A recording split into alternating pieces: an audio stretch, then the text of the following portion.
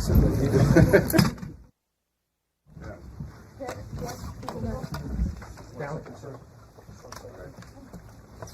everybody in.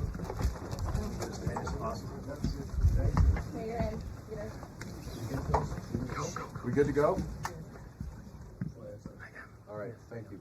Mr. President, welcome to Canada. Thank you. It's a great honor. Happy birthday. A few days short. A little bit. A few days short, but didn't have a chance to see you on the day. Happy birthday to the U.S. military as well, 250th, and this is the 50th birthday, if you will, of the G7. This marks the 50th birthday of the G7, and the G7 is nothing without U.S. leadership, and your personal leadership of the United States, many issues. Geopolitics, economic, technology, and working hand in hand with the United States, Canada and the United States, and the other G7 partners with your leadership. Very much looking forward to the meeting and grateful to have you. Thank you very much, Mark. I appreciate it, and we've developed a very good relationship, and we're going to be talking about trade and many other things. And we have a whole group of people, some traders and some other people. I see my top economy people. But we have a very talented group of people, and you do too, and I know they work together very well. I look forward to that. The G7 used to be the G8. Barack Obama and a person named Trudeau didn't want to have Russia in, and I would say that was a mistake, because I think you wouldn't have a war right now if you had Russia in, and you wouldn't have a war right now if Trump were president 4 years ago, but it didn't work out that way. But it used to be the G8.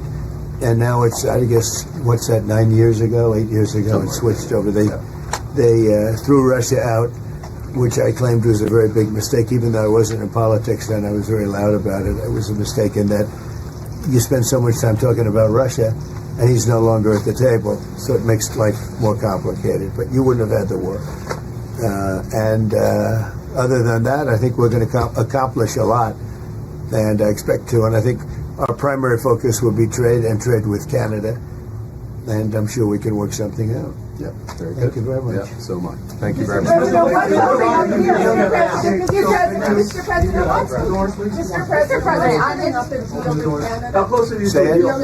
what is holding up a deal with Canada from your perspective? It's not so much holding up. I think we have different concepts. I have a tariff concept, and Mark has a different concept, which is something that some people like. But we're going to see if we can get to the bottom of it today. I'm a tariff person. I've always been a tariff. It's simple, it's easy, it's precise, and it just goes very quickly. And I think Mark has a more complex idea, but also very good. So we're going to look at both, and we're going to see what we're going to come out with something. Hopefully. Do you think a deal is achievable within days, within weeks? Is there that kind of runway? Yeah, it's achievable. Both parties have to agree. Yeah, sure. Mr. President, on Israel and Iran, have you heard any signals or seen any messages from intermediaries that Iran wishes to de-escalate the conflict? Yeah. What have you heard? What have you heard from the Iranians? They'd like to talk, but they should have done that before. I had 60 days, and they had 60 days, and on the 61st day I said, we don't have a deal. They have to make a deal, and it's painful for both parties, but I'd say Iran is not winning this war, and they should talk, and they should talk immediately before it's too late. And what would you say, in your opinion, what would it take for the U.S. to get involved in this conflict militarily? I don't want to talk about that. As you mentioned Putin, do you think that he should have a seat at the G7 today, that it should be the G8? I'm not saying he should at this point, because too much water's gone over the dam, maybe. But it was a big mistake. Obama didn't want him, and the head of your country, the proud head of your country, didn't want him. This was a big mistake. You wouldn't have that war. You know, you have your enemy at the table. Even I don't even consider him. He wasn't really an enemy at that time. There was no concept. If I were president, this war would have never happened.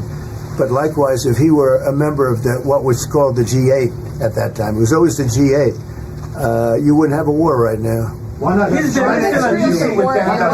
intelligence support are you providing Israel? We've always supported Israel. We have for a long period of time, strongly. And Israel's doing very well right now. Why not have China at the G8? Why not have China here, the biggest economy in the world after the United States? Well, it's not a bad idea. I don't mind that. If somebody wants to suggest China coming in, I think we suggest. But you want to have people that you can talk to. You know, they don't talk. Putin speaks to me. He doesn't speak to anybody else. He doesn't want to talk because he was very insulted when he got thrown out of the G8. As I would be, as you would be, as anybody would be. He was very insulted. And, I mean, he was thrown out by Trudeau, who convinced one or two people, along with Obama. He was thrown out. And he's not a happy person about it, I can tell you that. He basically doesn't even speak to the people that threw him out. And I agree with him. Go ahead. On immigration, why are you ordering ICE to target Democratic inner cities? What's behind that?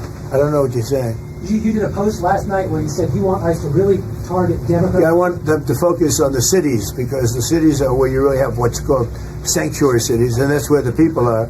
I look at New York. I look at Chicago. I mean, you got a really bad governor in Chicago and a bad mayor. But the governor's probably the worst in the country, Pritzker. But I look at how that city has been overrun by criminals. And, you know, New York and L.A., look at L.A. L.A., those people weren't from L.A. They weren't from California, most of those people, many of those people. And, yeah, that's the focus. Biden allowed 21 million people to come into our country.